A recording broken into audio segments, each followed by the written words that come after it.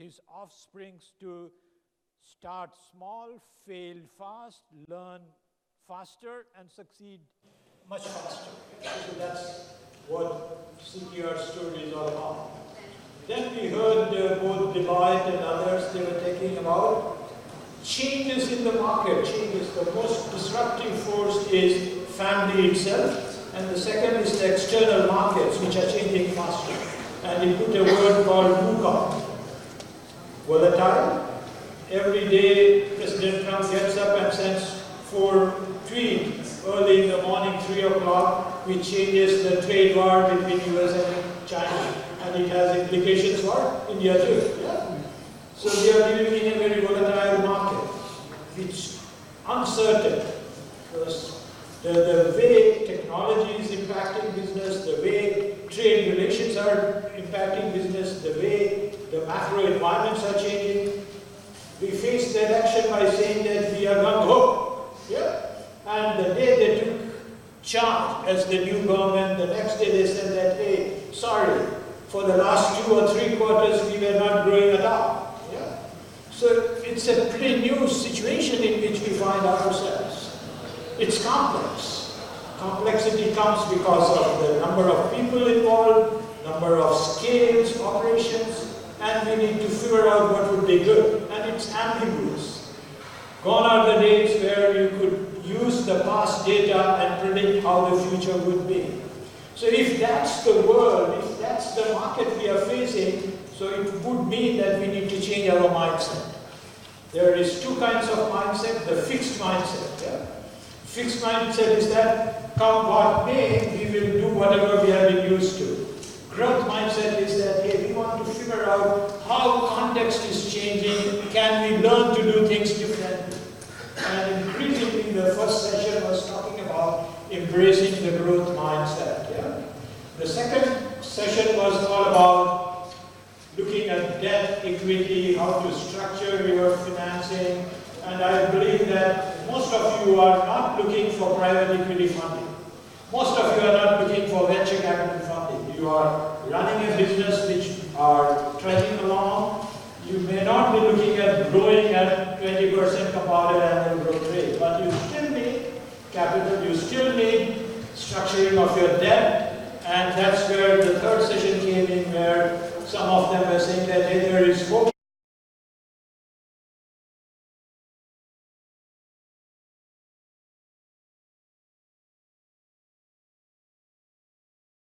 Not only do what you're doing, but leave beyond for next generation. So that's what we have learned. Yeah? Some of them are very complex concepts, some of them are easy to do. All of you may be struggling, hey, how do I implement this in my business? What do I do next day when I walk out of here? Group Captain Vijay Kumar has done a great job, got all of us together in this room, got exciting speakers, enabled to appreciate perspectives. Some of them are relevant, some of them may not be that relevant. What do I do tomorrow when I wake up? Yeah? And our job is to help you to put arm around different things which you have listened, understood, and figure out what we need to do. And I have got a very distinguished panel here. I have Archana. She runs the Ascent Foundation, which was started by Mariwala Group. And the entire objective of Ascent Foundation is to work with next generation of family businesses and help them to rediscover the entrepreneurial energy. So she brings that inside. I have Rashad with us. He is into very commodity business where he has added value and he's competing with the best in the leather industry. He works from Ambur, yeah, Rashad? And his struggle is that he's the 3rd generation of leather business, where he's competing with the best designers from Italy, from Milano, from Spain. He can hold them together. His struggle is how do he prepare the 4th generation to look at the business and take it to the next level. Yeah? And then we have our friend from Ernst & Young, and he is Krishna Chaitanya, have I got the name? And his job is to go and advise a large group of family businesses. So what have we got? We have got Archana, who works with family business inheritors, who needs to learn how to cultivate entrepreneurial mindset and look at what they want to do. We have Chaitanya there, who advises family businesses to look at both in the medium, tiny, middle, large scales, and he brings a concept, insights, what would work for you, what would not work for you. And then we have Rishad, who has done it, who has inherited his business from the father. He has a set of siblings. Some of them have gone to Babson and learned what to do there entrepreneurially. And now he is trying to figure out, hey, how do I prepare my fourth generation to succeed and take the business? So that's the context in which we want to relate to all of you, put the arms around all the concepts which has been thrown at you. Information overloading has been there. We want to help you to put things together. Is that all right? Yes. I want to hear a bit loud, yes. Great. So let me start. I always believe we need to be chivalrous. We start with the lady. That's defying patriarchy, which we had in the morning. Yeah. But thank you so much, Professor.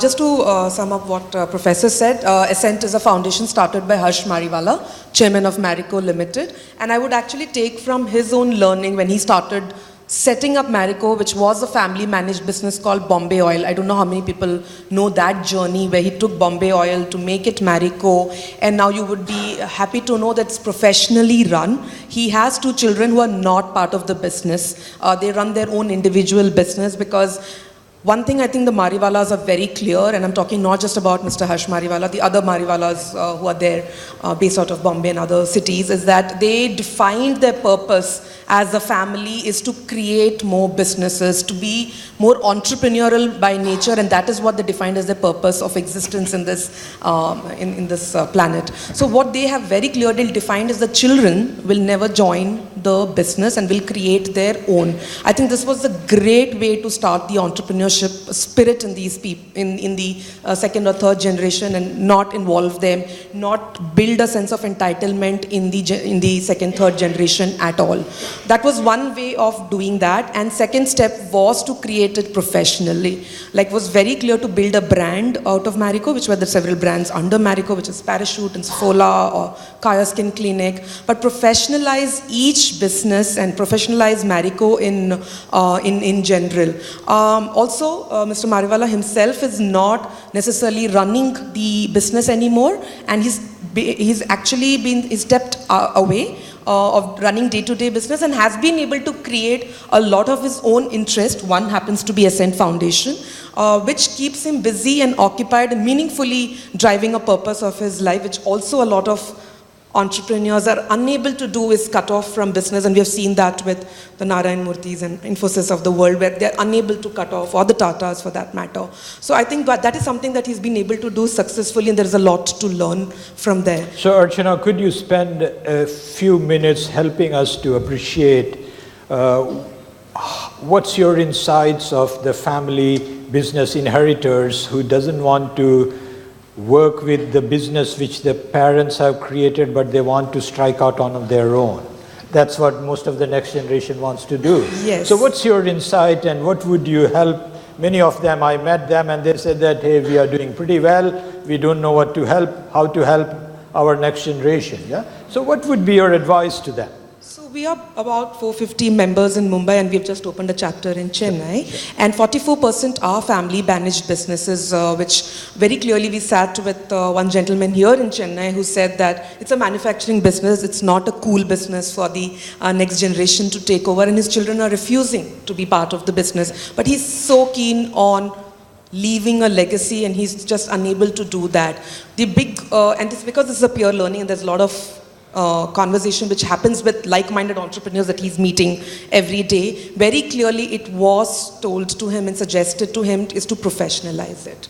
And that is, I think, something that I have seen in Mumbai entrepreneurs or Chennai entrepreneurs is also that they are moving to professionalize everything. It is about what I believe is creating intrapreneurs within your organization. Sure. This could be leadership that you identify and groom to take over because your own family does not want to be part of it. So build these intrapreneurs, and also look at these entrepreneurs that you can and have the power or the brand to attract, if you're able to attract that from outside as well. So very clearly create these intrapreneurs, which means giving them the decision-making power, giving them, allowing them to take the risk without penalizing, which is also making them more inclusive and incentivizing them to take up larger roles within the organization. And these cannot be, mostly are not family members, but have been with the organization for a long time. Great, thanks Archana.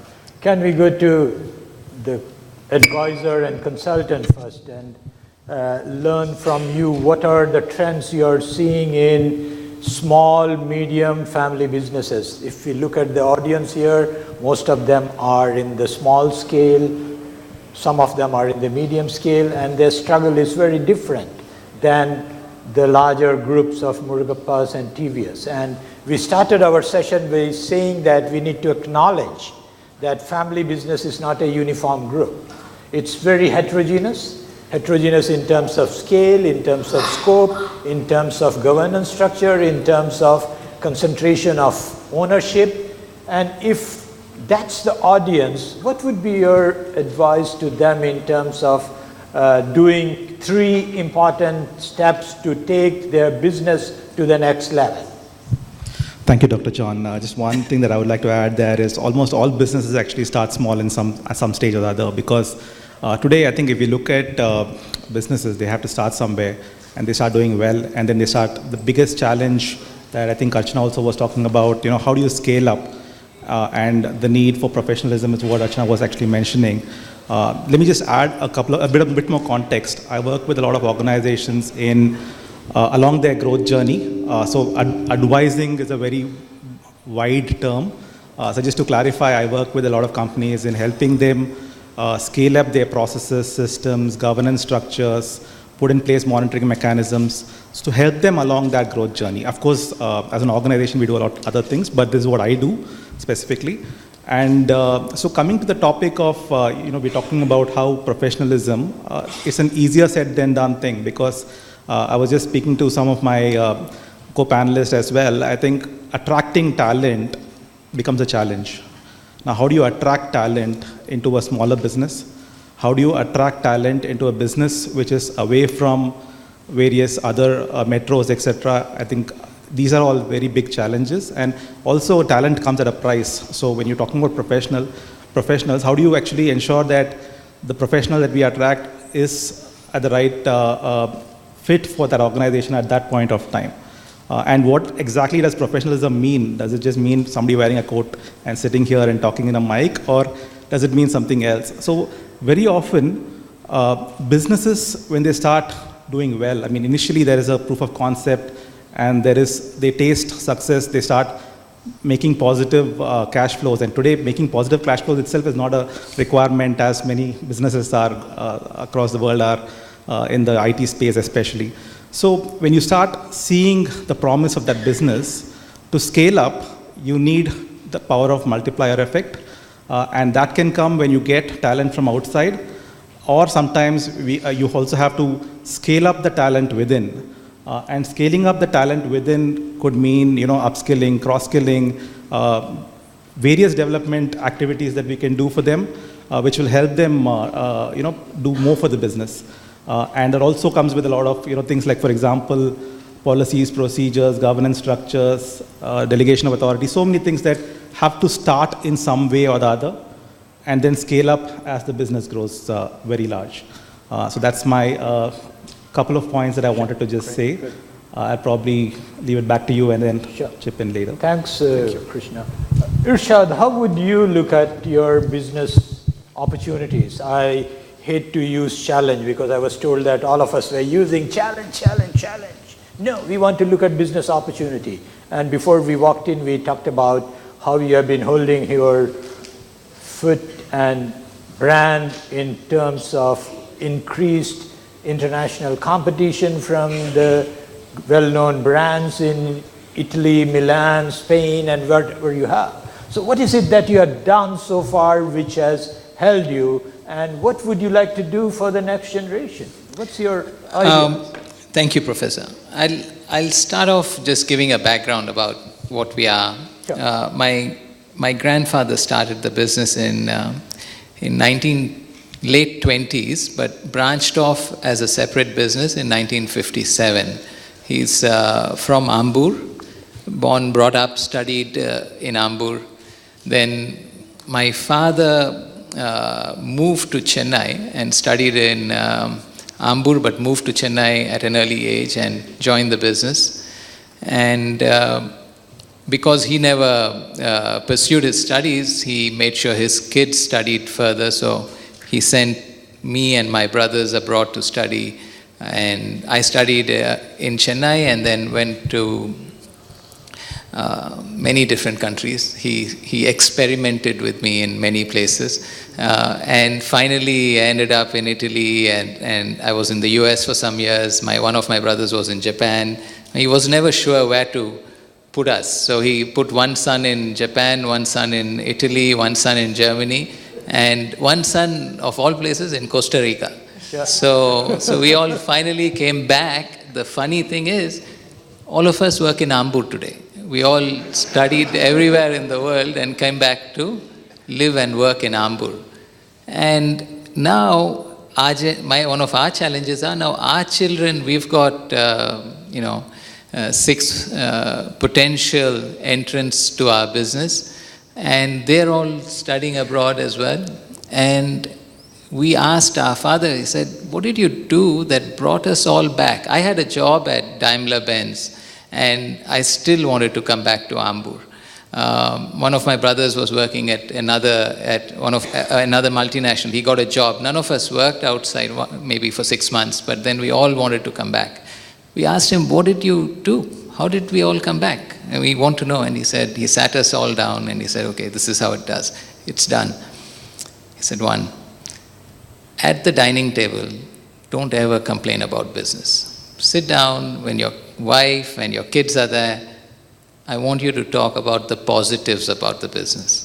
Don't make them feel that what a pain. I mean, what dad is going through or what the family is going through. Never ever complain about your business in front of your kids. So that was 1. Then he said, Ambur, for whatever it is, make it fun. What are the memories that you have of Ambur, he asked me. And as kids, we had the best time in Ambur. We could do bullock cart rides, we could do horse rides, anything I wanted. If it was in Ambur, I could get. I could not get the same in Chennai, but he would make sure I got it in Ambur.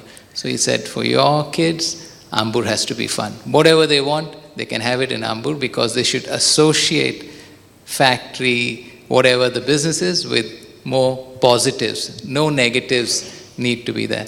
The third thing he said is, make them experiment as much as you can.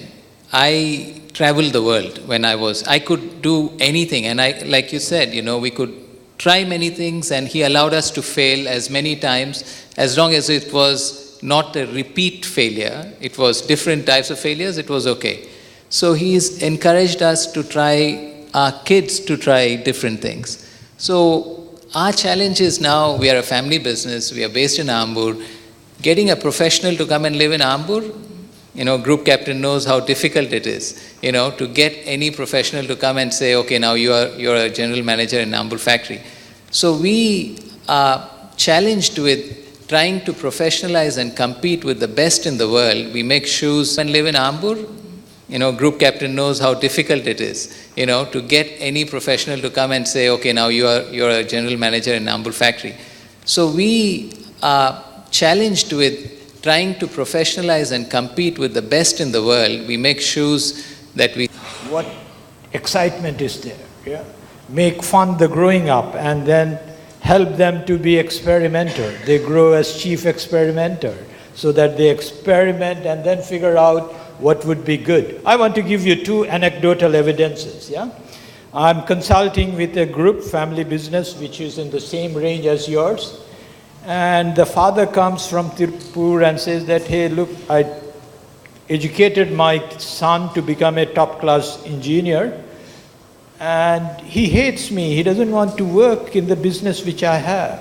And I said that, hey, can I talk to your son? His son said that I can't do anything except going and joining back the business. Yeah? So I said that, what do you want to do? He said that the exciting thing is digital. Yeah? We have our digital friend here sitting. So he said that exciting thing is digital. I want to do something digital. So I went back to the father, said that, hey, he wants to do something digital. He's enamored with Flipkart and Snapcart and Amazon. I want you to work with the concept of affordable loss. You help him to learn engineering. How much can you afford to lose in him to try out digital stuff? He said that, okay, I would give him around about 30 lakhs to figure out whatever he wants to do. So I got a seed money from the father. And then I sat with the son saying that, hey, what do you want to do in digital? Look at what your father has done. Your father, like Irshad, is competing with the best. He is exporting and he's giving to all the best known brands. Assuming that you have everything which you can do and I got 30 lakhs for you, what would you do to digitize this business? So he said that, hey, I want to work and crowdsource the new designs in the t-shirts, and I want to add value to the t-shirt, and then I want to work in a price auctioning mode in the online. I said that, done. Show me what would be your algorithm for all these things. Because at the end of the day, digitization is all about developing your algorithm. I said that 30 lakhs your father has given you, I'm giving you 5 lakhs out of that. Experiment, fail fast, and come back in next 20 days, 30 days at the best. What would you work with? And so we continued that for 6 months and we exhausted the 30 lakhs. And there was a business model around the dad's business. Yeah? So one good thing about this is that, hey, how do we help our kids to start appreciating what the father and forefather has built the businesses? Is there a value creation which is possible around that? How would you add value there? How would you use the digitization, entire digital transformation which is happening for that business and take it to a new set of customers, take it to a new set of partners, you know? And that's what he has done, and it's working well. Yeah? I want to give you another example. This is a father who is doing the lead acid battery, and he is a market leader in South India where inverters work. The son grows up and he says that this is a dying business. I don't want to work with that. And the father comes to me and said, John, you have a magical wand. Would you work with my son? I said that yes. So I spent some time with the son asking that, hey, what do you want to work with? Your father has created a business which is doing pretty well. So he said that, look at where the storage battery is going. It's lithium ion. I said that, yeah, lithium ion. So what would you like to do? Lithium ion is a pretty large-scale business. You have to talk about 5 gigawatt scale. Your dad doesn't have that money. Nobody would give you that money. What would you do? He said that ISRO is auctioning. I said that let's go and see what ISRO is auctioning, because ISRO was auctioning. So I along went with him and we found out ISRO wanted 100 crores as a license fee for, I said that, hey, that's not. And they were giving a space-grade battery, which needs to be adapted to your own context. I said that, hey, that's out. Would you look at what you want to do? Assume that 2030, all cars are driven by battery. Are there other opportunities which you would like to work on? Look at what we want to do. And then he went around and said that, hey, can I get into electronic management system for our lithium battery? Can I get into charging ecosystem? And that's how we started building a business model which would scale. So what's very important, as Irshad said, is how do we create that appreciation for the business which the forefathers have built? how do we create that appreciation for them to take it to the next step by innovating the business model? Yeah, that becomes very important. If that's the context, Irshad, what are you trying to do with the fourth generation now? As a business, we have five. The most important thing that you can teach the next generation, and what we were taught and what we can teach the next generation are the values. If you can make sure the values are set, you don't need to worry about anything else. For instance, we tell our generation, the next generation, we don't care if you make shoes or you make umbrellas. Whatever you do, just follow the values that we have as a business. And we have 5 values: humility, legal and social compliance, proactiveness, excellence, and respect. Now, this, for example, last year, we took 3 of our 4th generation. One is 16 years old, one is 17 years old, and one is 18. 3 of them, we sent them to China with an envelope for a job to be done for each. One was to buy a material for us, another one was to negotiate a claim, and the third one was buying a machinery, one machine.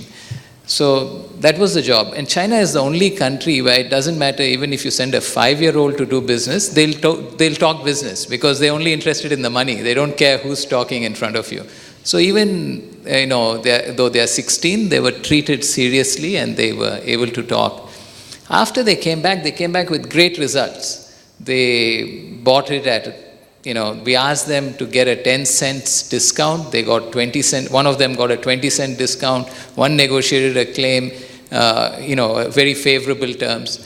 But then we had to teach them that they were wrong in doing that. We said, where did you screwed up on the fairness value. You were not fair to your supplier by squeezing the supplier much more than where you should have. You were only meant to take 10 cents from your supplier. You took 25 cents. This is not acceptable as a family value. You've got to rethink this. So these, I think, are the key things that we teach to the 4th generation, because we have no way of knowing what dynamics and business models they are going to face in the future. But if the values are eternal and if we teach those values, then I think we'll be safe to ensure that the legacy will continue. Wonderful, wonderful example. Give him a clap.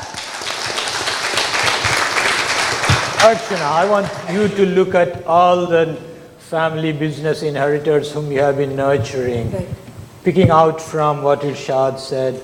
What are you helping them with values, the way to succeed in life? That's a pretty great example. So what are you doing? So I think with Irshad, I think it's a very evolved stage in terms of even understanding what you expect from the next generation. I think what we see in terms of a real challenge is a lot of entrepreneurs not even being aware that they are probably being the bottleneck to their own organization rather than being enablers. So we do a lot of workshops and all of that to actually get them to a lot more self-awareness. I think that also is a big part of it. This is and the art of letting go.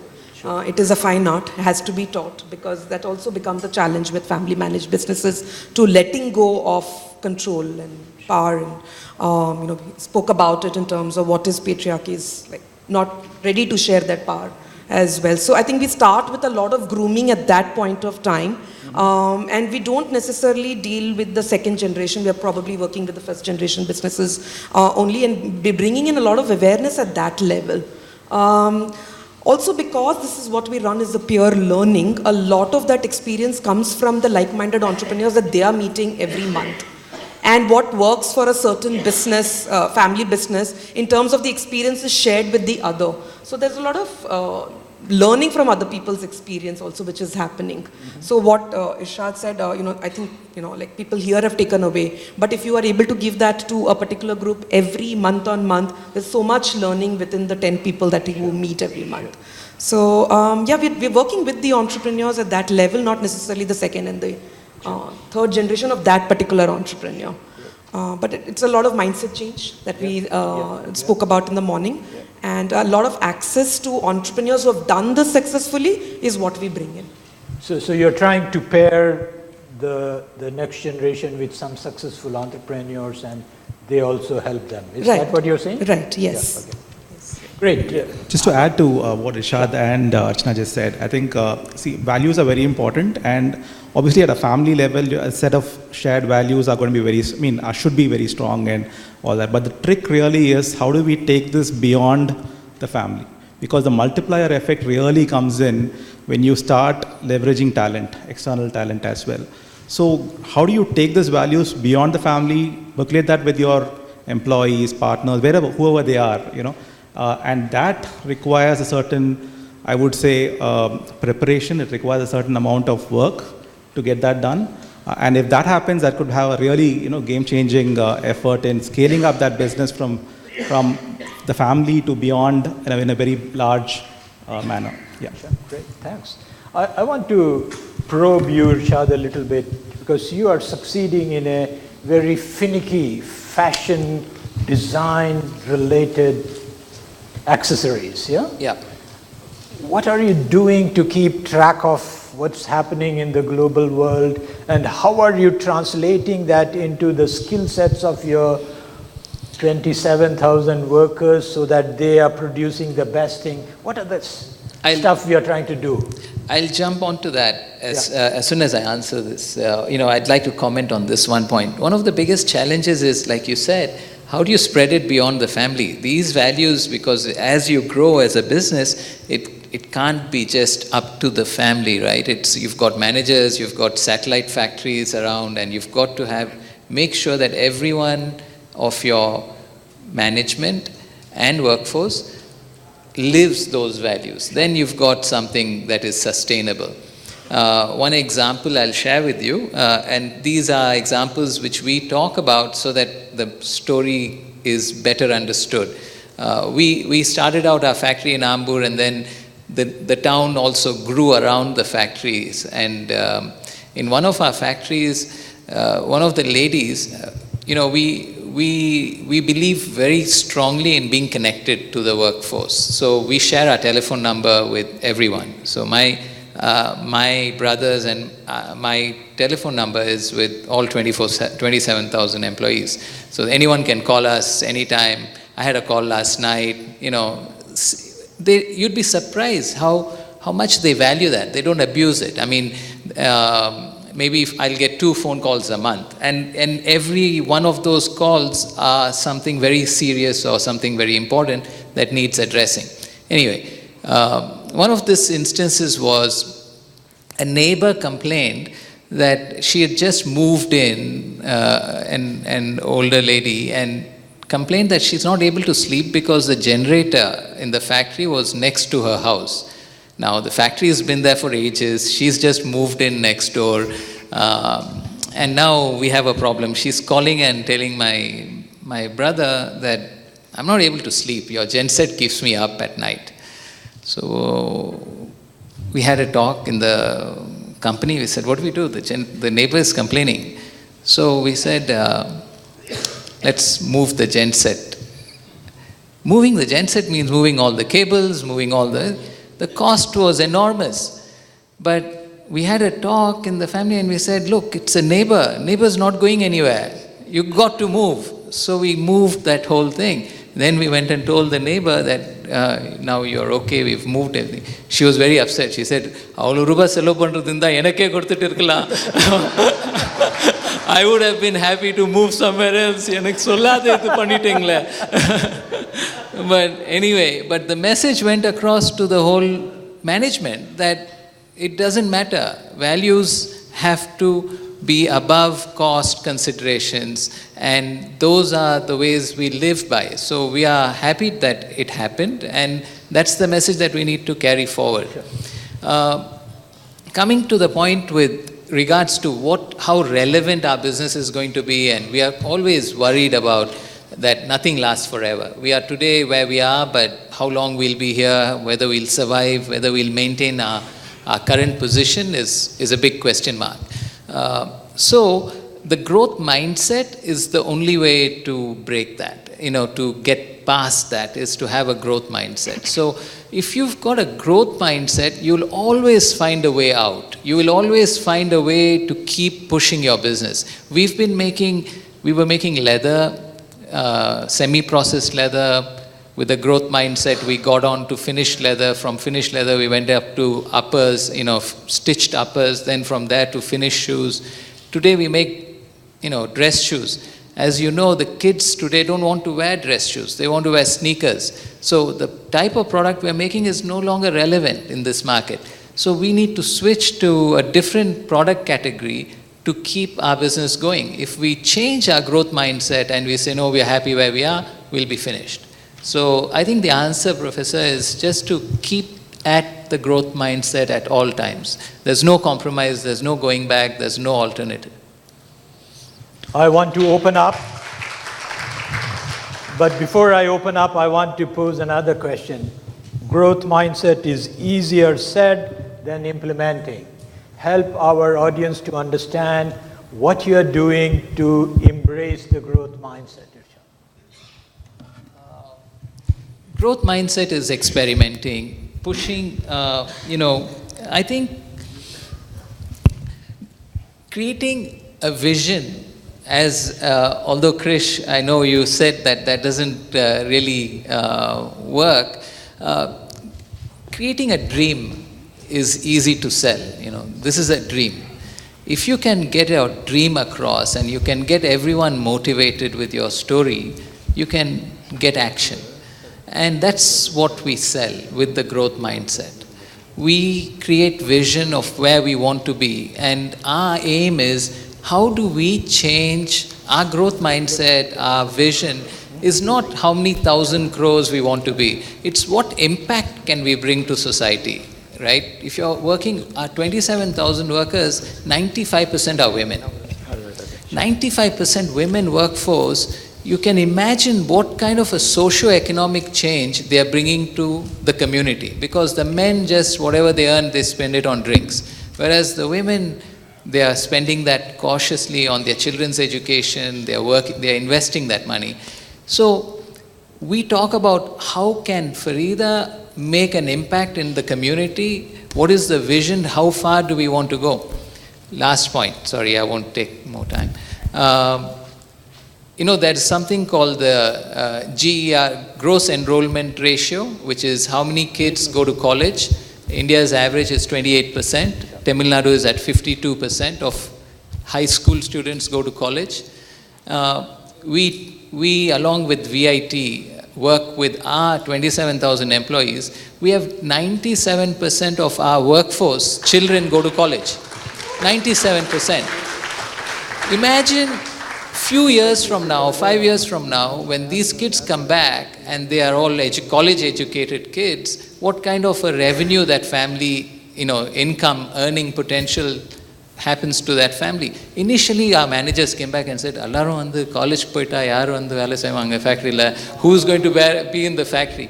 But fortunately, we live in India, we don't need to worry, we have millions more that we can hire, right? So, I don't know if I answered your question. No, absolutely, you done that, yeah. So we want to open up the discussion and the floor can raise any questions. We will try to answer them. Questions?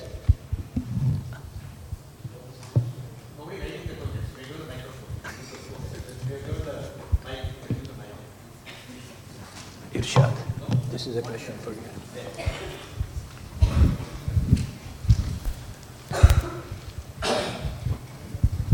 So on the one hand, you have companies like ITC, where tobacco is now, a product that is no longer politically correct. What happens when leather goes the same way and everyone says, we have to be vegan, we have to be politically correct, we have to worry about the environment? What do you do? Okay, that's already happened, right? But it's a great question. I just want to clarify one point about the leather industry, right? No one kills an animal for the leather, right? All we do is clean up after the people have killed it for the meat, right? So we are just cleaning up, and I can't imagine